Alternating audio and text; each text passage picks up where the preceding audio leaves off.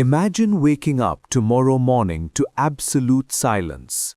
No notifications, no alerts, just silence.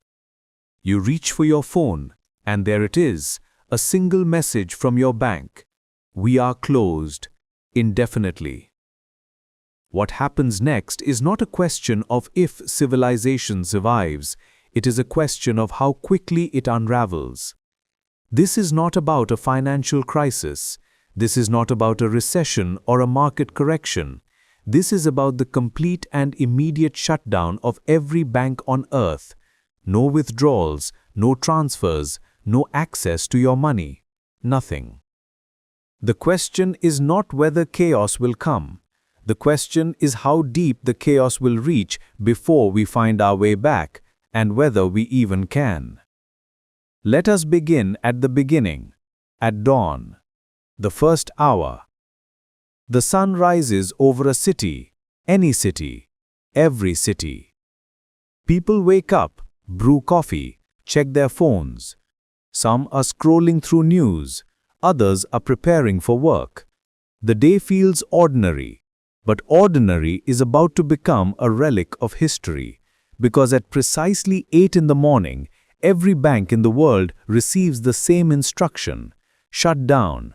Lock the doors, close the systems, no explanation, no timeline, just shut down.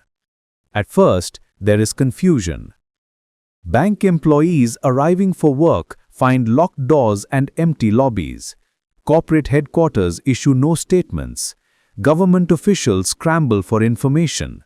The media begins reporting fragments of a story they do not yet understand. Something is happening. Something unprecedented. Within 30 minutes, the confusion turns to concern. Within an hour, concern turns to panic. Picture a mother standing at an ATM. She inserts her card. Declined. She tries again. Declined. She checks her phone. Her banking app will not load. She calls the helpline. A recorded message says all services are temporarily unavailable. She has $20 in her wallet. Her rent is due. Her children need groceries. She tries to pay with her card at the store. Declined. The cashier looks apologetic but powerless. The system is down. Everywhere. For everyone. Now multiply that mother by 7 billion people. In the financial districts, traders arrive to find their screens dark. Markets have not opened. They cannot open. Because modern markets are built on the certainty of liquidity, on the promise that money can move freely through the veins of commerce. Without banks, there is no liquidity. Without liquidity, there are no markets. The greatest engines of wealth creation in human history grind to a halt in a single morning. By noon, the panic is global. Crowds gather outside bank branches, demanding answers. Governments hold emergency meetings behind closed doors. Central banks, those supposedly invincible guardians of financial stability, have no playbook for this. They can print money, but they cannot distribute it. They can lower interest rates, but there are no banks to lend. Every tool in their arsenal requires the very system that has just vanished. The first businesses begin closing by afternoon, not because they want to, because they have no choice. A restaurant cannot pay its suppliers. A supplier cannot pay its workers. Workers cannot buy goods. The entire chain of commerce, that intricate dance of value and exchange that we take for granted every single day, breaks down completely. Cash becomes king, but there is not enough cash. Most money exists only as numbers in computer systems, numbers that are now inaccessible. By evening of the first day, the real fear sets in. Not the fear of inconvenience, the fear of survival. Grocery stores begin rationing. Gas stations run dry because delivery trucks have no way to pay for fuel. Hospitals face shortages because medical suppliers cannot process payments. The systems that keep us alive, that keep us fed and healthy and safe, are all built on the assumption that money can move. When that assumption fails, everything else follows. This is the setup. The world as we know it ending not with a bang or a war or a natural disaster, but with a simple shutdown. Now comes the confrontation. The days that follow. The desperate search for solutions in a world without the one thing we built everything upon. Day 2 begins with martial law in major cities. Not because governments want authoritarianism, because they need to prevent chaos. Looting has begun. People are not criminals. They are desperate. They're hungry. They are scared. When you cannot buy food with money, you find other ways to get food. The social contract, that invisible agreement that holds civilization together, starts to fray. Governments attempt to distribute emergency supplies, food, water, medicine, but the logistics are overwhelming. How do you organize distribution without digital payment systems? How do you track inventory without banking infrastructure? They resort to physical vouchers, to rationing cards, to systems that feel medieval in their simplicity. But even these systems require trust, and trust is in very short supply. In boardrooms and government chambers, the best minds are trying to solve an impossible problem. How do you restart an economy without banks? Some suggest barter systems, trade goods for services, return to the ancient ways of exchange, but barter does not scale. You cannot run a modern economy on barter. Others propose emergency digital currencies, distributed through government platforms. But building these systems takes time, months, maybe years. And people need food today. By day 5, a strange transformation begins. Communities start organizing themselves. Neighbors who barely knew each other are now sharing resources. Local leaders emerge, not politicians or executives, but ordinary people who understand that survival requires cooperation. Farmers begin distributing food directly. Doctors provide care without payment. Teachers organize lessons in community centers. Humanity, stripped of its financial systems, begins to remember older ways of living. Ways based not on money, but on reciprocity, on trust, on mutual dependence. But this renaissance of community cannot feed a planet. Small-town cooperation is beautiful, but it does not solve the problem of cities. Millions of people packed into concrete jungles with no means to import food, no means to maintain infrastructure. By the second week, cities begin to empty. Families pack what they can and head to rural areas, to places where food is grown, where water is clean. The great urban centers that symbolized human achievement become monuments to our fragility. This is when the confrontation reaches its peak, when the question is no longer how to restart the banks. It is whether we even should. Because something remarkable is happening amid the chaos. Crime rates, after an initial spike, are dropping. Community bonds are strengthening. People are rediscovering skills their grandparents knew: gardening, building, repairing. Mental health, paradoxically, is improving in some communities. The constant pressure of financial stress, of debt and bills and economic anxiety has vanished. Not because problems are solved, but because the game itself has changed. Philosophers and thinkers begin asking uncomfortable questions. What if this shutdown is not a catastrophe, but an opportunity? What if we have been enslaved by a system of our own creation? Banks were supposed to serve us, to facilitate exchange and enable prosperity. But somewhere along the way, the servant became the master. We started living for the economy instead of the economy existing for us. Maybe, some argue, we should not bring the banks back. Not in their old form, not with their old power. But reality is harsher than philosophy. Children are dying in hospitals that cannot get supplies. Elderly people are suffering without medications. Infrastructure is crumbling without maintenance.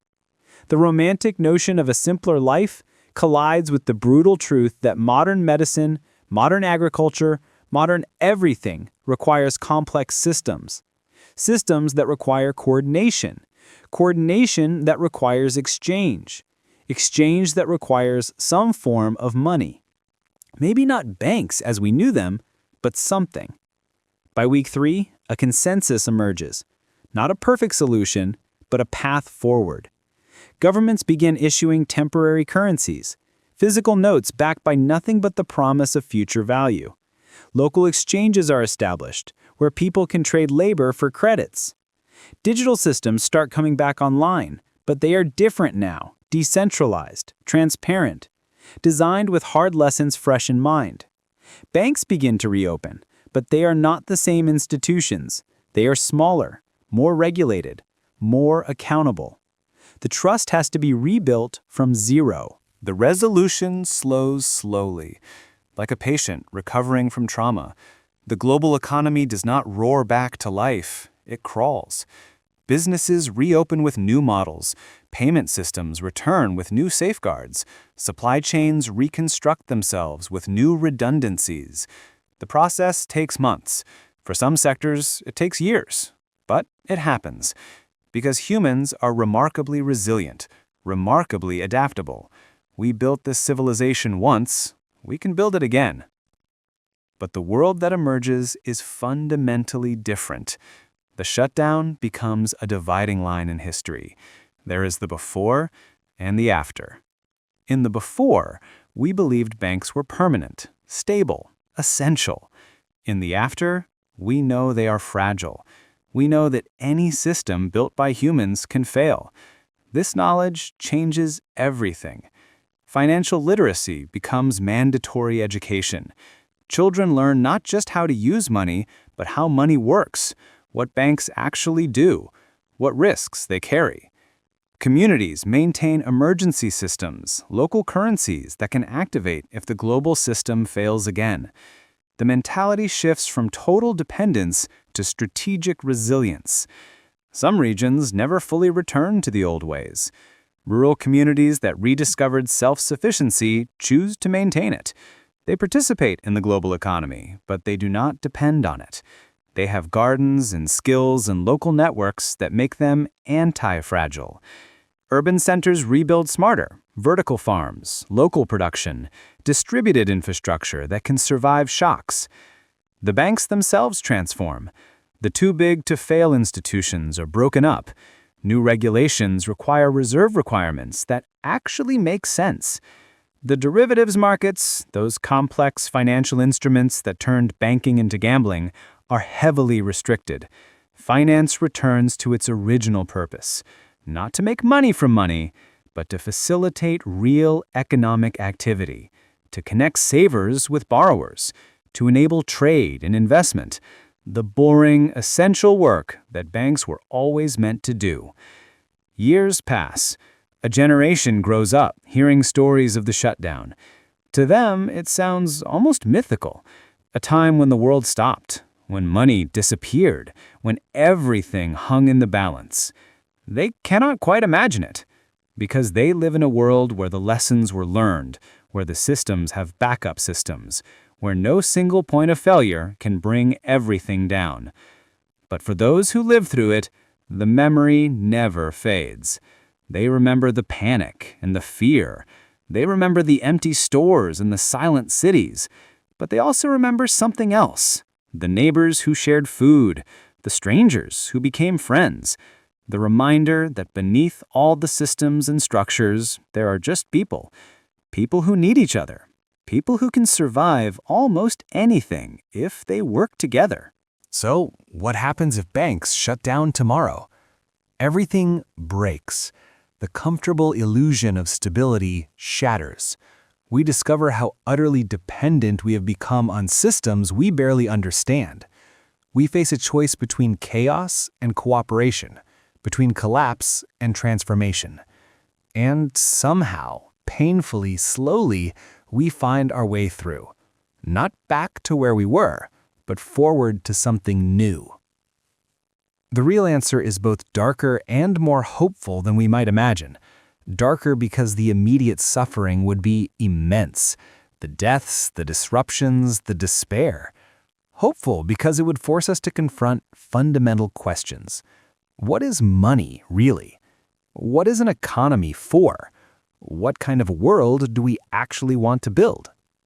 We measure success in currencies and markets and growth rates, but these are just tools. They are means, not ends.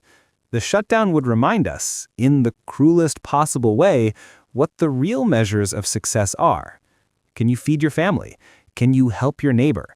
Can you create something of value? Can you survive not as an isolated individual in a market economy, but as a human in a human community? The banks we have built are miracles of organization. They allow strangers to trust each other across continents. They mobilize resources for projects no individual could accomplish. They enable the specialization and trade that lifted billions from poverty. This is not nothing. This is extraordinary. But they are also fragile. They require constant maintenance, constant oversight, constant faith. And faith, once broken, is hard to restore. If the bank shut down tomorrow, we would lose much: the convenience, the efficiency, the incredible machinery of modern commerce. But we would also gain something: a clarity about what truly matters, a reconnection with tangible reality, a reminder that we are not economic units. We are humans, messy, irrational, cooperative, creative humans who survived for millennia before the first bank opened its doors. We would survive after they closed. The question is not whether we would survive. The question is what we would become. Would we rebuild the same system with the same flaws, or would we build something better, something more resilient, something more humane? The shutdown would give us a terrible gift, the gift of necessity, the mother of invention, the crucible of change. In the end, banks are not buildings or computers or accounts. They are trust, crystallized into institutions. Trust that your money is safe. Trust that transactions will clear. Trust that the system will be there tomorrow. If that trust vanishes, the institutions vanish with it. But trust can be rebuilt. It has to be earned, slowly and painfully, but it can be rebuilt. Perhaps that is the ultimate lesson. Not that we should fear the shutdown, but that we should never take the systems for granted, that we should always maintain alternatives, that we should build our world not on single points of failure, but on networks of resilience, that we should remember, always remember, that civilization is not a permanent achievement. It is a daily choice, a constant effort, a shared responsibility. If the banks shut down tomorrow, the world would not end, but the world we knew would end. And in the space between endings and beginnings, we would have to decide who we really are, not as consumers or investors or account holders, but as human beings, together, vulnerable, resilient, and possibly, just possibly, wiser for having faced the darkness and found our way through. That is what happens if the banks shut down tomorrow. Everything changes. Nothing can ever be the same. And somehow, incredibly, life goes on.